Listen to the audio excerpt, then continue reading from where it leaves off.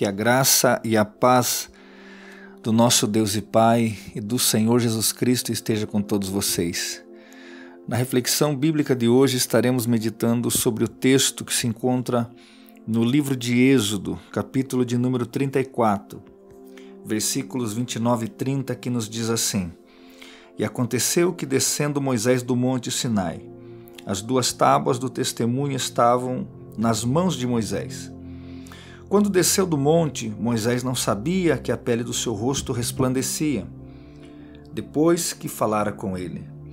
Olhando, pois, Arão e todos os filhos de Israel para Moisés, eis que a pele do seu rosto resplandecia. Por isso temeram chegar-se a ele. Muito bem, esta é uma passagem muito conhecida para aqueles que gostam de aprender mais das Escrituras. E sempre a palavra do Senhor, ela nos traz uma revelação, um entendimento, um ensinamento para a nossa vida.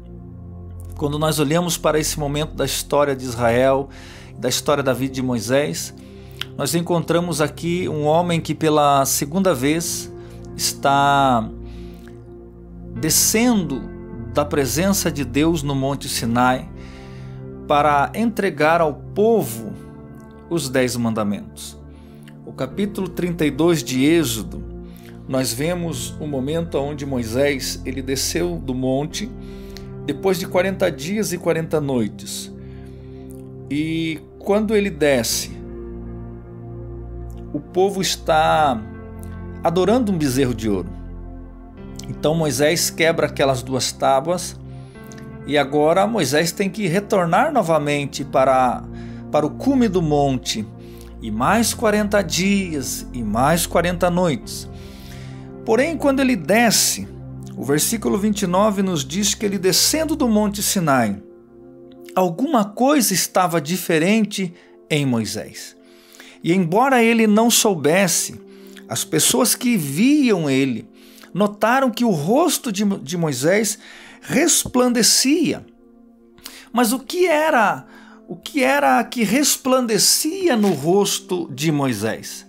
Na segunda epístola do apóstolo Paulo aos Coríntios, ele nos mostra que aquilo que estava resplandecendo no rosto de Moisés era a glória do Senhor.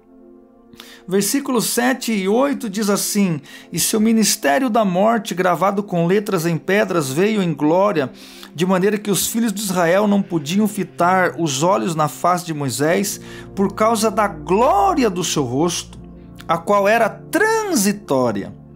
Como não será maior glória o ministério do Espírito? Então, aqui nós entendemos que o que estava resplandecendo na face de Moisés era algo que não era dele, que não pertencia a ele, mas era a glória do Senhor. E essa glória do Senhor, o apóstolo Paulo nos diz que ela deve ser refletida em nós. É por isso que no mesmo capítulo 3 de 2 Coríntios, versículo 18, nos diz assim: Mas todos nós, com o rosto descoberto, refletindo como um espelho a glória do Senhor, somos transformados de glória em glória, na mesma imagem como pelo Espírito do Senhor. Aprendemos aqui, meus queridos, que a glória do Senhor, através do Espírito Santo, deve ser manifestada em nós, para que as pessoas, ao observarem, possam ver esta glória e então serem impactadas, serem tocadas pelo poder do Espírito Santo. Porém, como manifestar essa glória nesses dias? Como resplandecer esta glória? Como que nesses dias podemos, assim a exemplo de Moisés, manifestar algo dos céus para as pessoas que nos veem?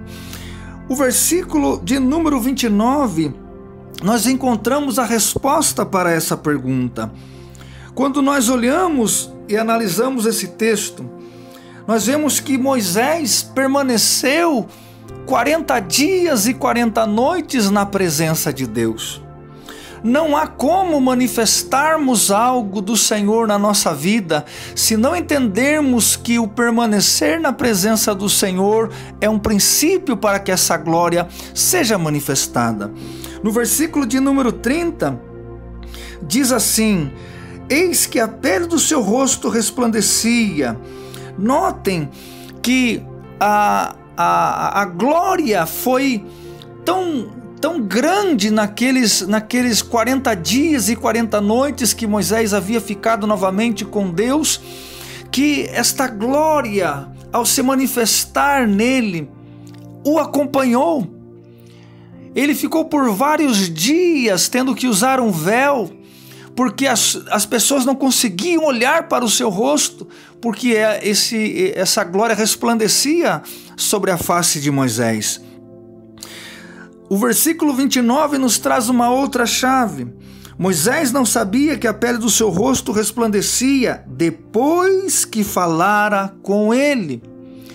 A glória do Senhor não se manifestou sem antes Moisés estar na presença de Deus e sem antes Deus falar com Moisés. Se queremos que o ministério do Espírito se manifeste, se queremos que coisas dos céus se manifestem em nossas vidas, temos que entender esse princípio. Temos que entender que devemos estar com Ele, permanecer com Ele, até que Ele nos fale, até que Ele nos diga, até que Ele se revele a nós, e então poderemos sair da sua presença, mas continuar com a sua presença em nós. Esses são dias de permanecermos em sua presença, para então refletirmos a sua glória.